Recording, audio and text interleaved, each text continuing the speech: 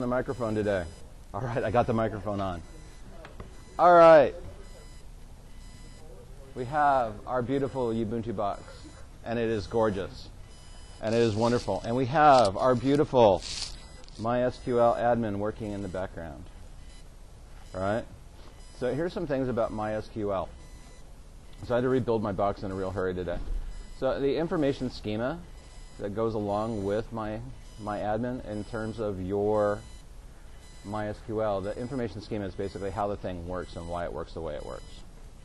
All right, and of course mine's going to be like really, log in again. Figures.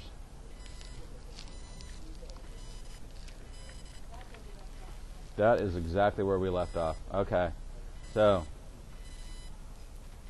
information schema. The information schema is how your database works. If you muck about with anything in here and change it and forget to change it back, your database won't work right, or it won't work the way it does stock out of the box. There's ways of customizing this to make it run more efficiently, but because this is not a database class, I'm not going to teach you a lot of stuff about databases. All right? MySQL, the one thing that you really want to remember, these are all your inline servers. All right? So if you go to databases and you go to MySQL, it's going to give you what's called a bunch of tables, right? So if you click on Browse, you can actually kind of see. What it does is it gives you the MySQL syntax, right? And this is actually really handy. If you don't know how to do something in MySQL, going through this table can actually help you out with your MySQL syntax. You're going to hit 230 at some point, and you're actually going to spend some time with databases. So this is kind of like a preview, kind of a trick, kind of, okay, not too bad. Dan, thank you very much for previewing one of my other classes. All right? So let me see. Database itself. The privilege column, right? That's the privileges that you've granted other people. So if you actually made a separate user account, it would be in here. And it would show you what the privileges for that user account are. Right? So this is actually really kind of a neat thing to do. You can actually, if you get into something, you can actually insert data into the database. So if I'm a bad guy and I can get here, I'm going to insert my own account right into your MySQL database. I'm going to have a really good time doing that. All right? So privileges column, host column, all that kind of good stuff is in here. The other fun thing to do, you've got to remember, though, if you balance things out between the user, right? So if we browse it, we have users here. We have root. So I'm all sorts of different people. I'm also got a user for localhost, Ubuntu, and then another localhost. And I can edit these, delete them, or otherwise. You'll notice that some of these have passwords, some of them do not. Right? And the reason why localhost and Ubuntu do not have passwords is because of the way they interface between the MySQL user to launch the daemon and that database itself. If you put a password in here, your database will crumble. All right, you'll never be able to get it back because it's how it interfaces between the MySQL-D and the MySQL account in Etsy, password, and this database itself. So just something to remember, right? But if I want to log in as root, then I have my password so I can actually get into this whole thing and do what I want to do with it. So the big thing you want to check when you go into a MySQL database is who your users are, right? And if there's something in there that's a process or service account or something else, just be aware that they exist and they don't have passwords. Ask how they're bound to that application, right? So just kind of a quick run view on this one. Browsing is cool, right? Feel free to browse any one of these. When we install our other database and things that we're going to be doing today, we can do stuff. There's also a little test database that I created earlier that has nothing in it. Right? So I can create a table. So if I create a table, test, number of columns, right? How many columns of data am I going to put in here? Username, password, age, grade, sex, rank, family background. You can create a table with all this kind of stuff. When you're creating a table for the first time in MySQL, whether it's on Unix or on Windows, you kind of have to have an idea of what the data is going to look like and what you want to collect, right? So when you create that table, if you're going to do a user table, what all do you want to know about your user? Right? You want to have a username, a password. You may need to have age. You may want to have sex so you can divvy up that data a little bit better and find out who's doing what. So you pick by columns. Rows automatically add. So remember this. You want to have the number of columns you want for your information, but the rows will automatically add as you add more users to this. Right? So if we pick a number of columns, 8, and we click on go, there's my 8 columns right there. Right? So I can do name. Let's do first name. And it's going to be a character, variable character type. Right? Length. First names can be pretty huge. So if I want to make it so it will fit, default, as defined. Right? If you choose default none, it will just take whatever you put into it. All right? If you turn it to a null, it will automatically convert over to null before anyone puts anything in here. So it's a non-defined column or a current date timestamp. If you want to collate on this one, right? So if you want to be able to index or nicely be able to sort on this one, you can choose how you want to collate it. Most people are going to do ASCII general, right? But I'm just going to leave this kind of blank, and then I got a last name. And I also want that to be a variable character. And I want it to be 255, because some people have some really impressive last names. Age, I need it to be an integer. And I'm going to go ahead, I'm going to do it to 3 numbers, because I may get someone above 100. Right? So I want 3 numbers. Length and values is going to be 3. Yeah.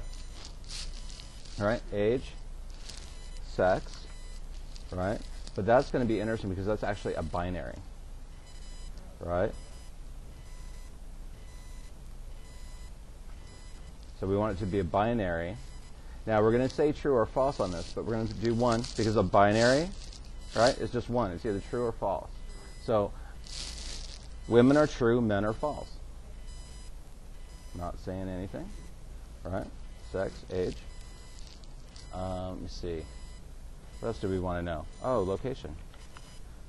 So if we want to know their location, we want to know their town, right? And we can make that a variable character. Some towns have got pretty epic names. Town, state. Now, do we want to do states by their list?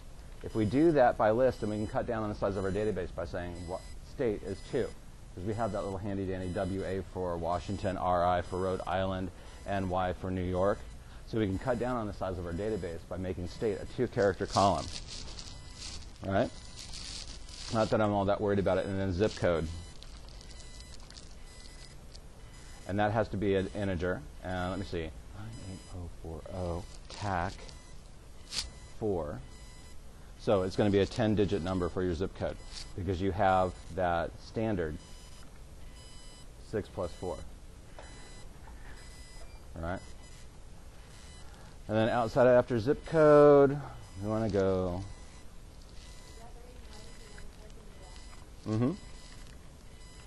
Favorite Pokemon. So whatever your favorite Pokemon is, they have to tell me what their favorite Pokemon is. All right, and that's going to be a variable character. Some of these Pokemons have pretty epic names, but we're going to cut it down to 100. All right. So that's essentially the really easy way of creating a table inside of MySQL. All right. This will save you a significant amount of time later on in this class. Big hint. Because I'm going to ask you guys to create a table in MySQL at some point. Jesus, God, please don't let me die today. Things are jumping out at me. It's already Halloween. All right? All right, and then we want to click down here. We want to save on save. So then we save it, and there's my new table. All right? So this will save you a significant amount of time later on in this class. Now, the other thing I don't like about how my computer is set up is that it has a really boring name. All right? So if you go into the Etsy directory and you do sudo nano host, name.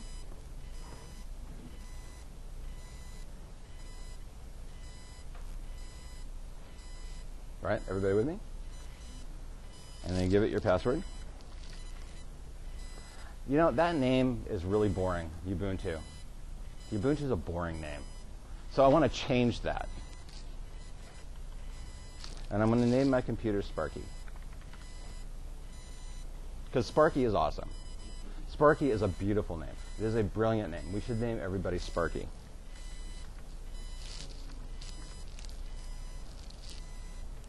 Control X, save it, yep. Post name. All right, so we have that, and when that change is made, you'll see that your little computer up here, your name on reboot will change over to Sparky. If you named your computer Sparky, you could have named it Bob, James, Tom, Hammer, Jetpack Unicorn, Postulio will work. Yes. Yes. But the bad part is that made me flash back to Beavis and Butthead. So Invader Zim just brings up all this sidetrack stuff, right? It brings up Angry Beavers. It brings up Beavis and Butthead. It brings up Celebrity Deathmatch. So you can change the name of your computer. All right, and once you've got that done, this is actually works out really, really well.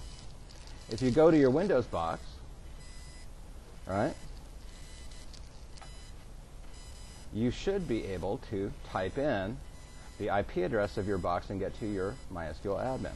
But first you need to find out what your IP address is. So what do I type to find out what my IP address is in Linux? Huh? What do I type in? I heard it once.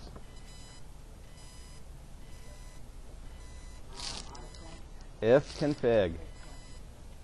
All right, so this is my IP address. All right, so we want to make sure that this will work, right? So if we go out to our Windows box and we type in our IP address and wherever we installed PHPMyAdmin, can we get the screen up? And does it work?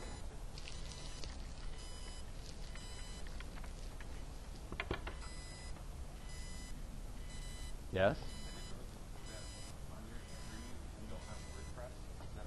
I don't have WordPress installed. Nope. No. I had to start over from a fresh box this morning because for some reason all my VMs disappeared today. So you should be able to poke in by IP address into your Windows browser and actually hit that machine.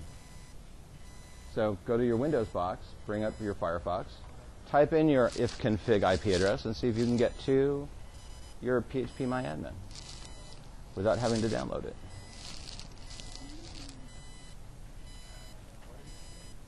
Go to Windows. Go to Windows. Cool.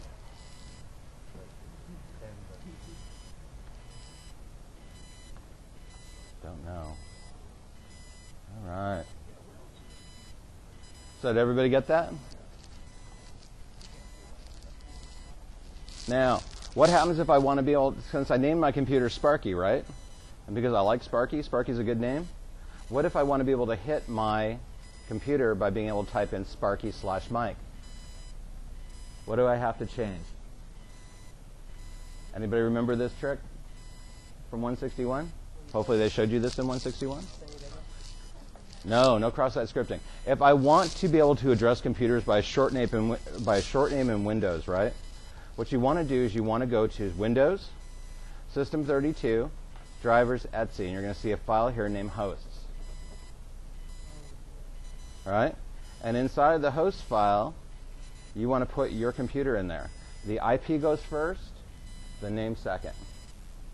And this is just a real quick and dirty way of adding computers by short names to a DNS list. All right? So it will look at your host first when Windows does DNS, then it will go out and look at your name server. All right? So anything you want a short name in here, you can put into the host file underneath Windows, System32, Drivers, Etsy. Right? And then if you did that, and you save the file off, right, everything takes place instantaneously, you should be able to type in Sparky and your address. and hit your PHPMyAdmin. That is one of those files you desperately want to monitor. All right? So kind of a cool, neat trick. All right? Bypasses a couple of things. It's really kind of a neat way of being able to shortlist computer systems to go monitor. You'll see a lot of system administrators will do a lot of this shortlisting, right? And you can do the same thing in Linux by using what file? The resolve conflict file, right? Because if it isn't in DNS, if you want to have your computer named Sparky, Tom, Mike, Gina, and George, you'd put that in the resolve conflict file. So you could actually go to Sparky and do all that kind of good stuff from there. So, more, resolve.conf will tell you name server followed by the IP address, right? But you can put Sparky followed by IP address. You could put Jane followed by IP address, right? And even though it says don't edit this file by hand, you're going to die, doom, gloom, pain, suffering, and woe. Your changes really won't be overwritten in this, all right? But this is also another way of shortlisting your stuff. Right? And it all relies on that external IP address. Now, the only reason why you would not be able to get to your external IP address is if you look at your VM box, your VMware, or your virtual box, make sure that under settings for network, you're under NAT, not bridged. So you want to open up your, if you can't get to it, right, you want to go into your VMware, you want to go into settings, you want to go into network, and you want to make sure that your network is set to bridged, not NAT. And that will help you get to where you want to go, right? No. No, you actually have to go into VMware and make sure that it's set to, or your virtual box, and make sure it's set to bridged. It's instantaneous. You don't have to reboot a darn thing. So kind of some neat networking tricks. Right? You can also try to ping that ifconfig IP address to make sure it's good to go. Yeah. That would be normal. That's good. Yep.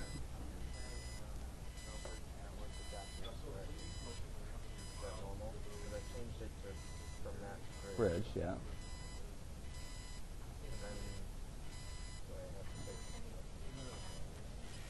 Bridge adapter, name not selected, code. Hold on, stop moving your mouse around. I want to see that error.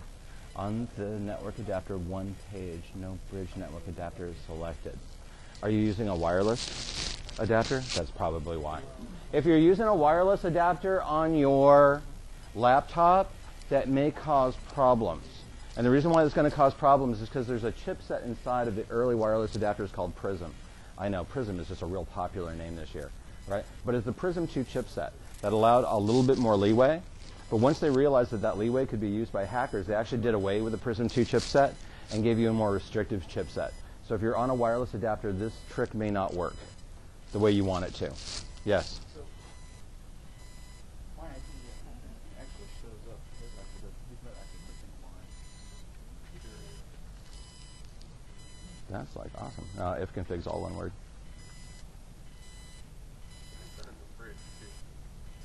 That's interesting. Okay, we'll have to troubleshoot stuff in a little bit. But you should see the IP address. All right? So everybody's got that? So if you did this and you're good, you should be able to type in into your Windows box Sparky and then the directory for your PHPMyAdmin and go straight there.